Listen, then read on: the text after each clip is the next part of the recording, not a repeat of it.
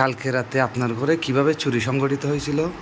কালকে রাতে 8টার দিকে যখন আমি আমার বাচ্চাকে নিয়ে বেডরুমে শুয়েছিলাম, তখন চোরেরা কী করে আমার রান্নাঘরের টিনের ফুটো করে আমার দরজা হুক খুলে ফেলে। হুক খুলে আমার বেডরুমে চলে আসার পরে আমার বেডের নিচে টাকা ছিল, টাকাগুলো নিয়ে ফেলে। আর আমার গলা থেকে চেন নিয়ে ফেলার পর আমার মুখ চিপে ধরে আমার কানের দুল করে নিতে চেয়েছিল। তখন আমি ওনার সাথে হাতাহাতি করছিলাম। হাতাহাতি করার সময় আমি কথা বলতে চাইছিলাম, কথা বলতে পারতেছিলাম না। উনি বলতেছে কথা বললে মেরে ফেলবে। তারপর আমি যখন কথা বলতে চাইছিলাম মুখ চেপে ধরার পরও, তখন আমার সাজুদা যখন শুনছে, উনি আমাকে ডাকতেছে। ডাকার পর উনি করছে আর কিছু করে না, উনি আমার মেয়ের হাত থেকে মোবাইল নিয়ে চলে গেছে।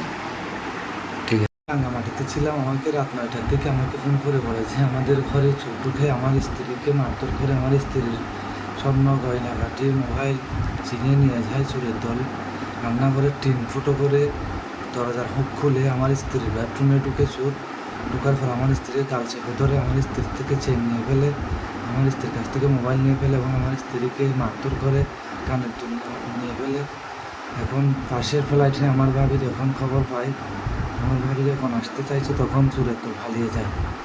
আমি খবর পাওয়ার পর রাঙ্গামাটি থেকে সকালে আসার পর আমি চন্দনেশ থানায় একটা জিডি করি।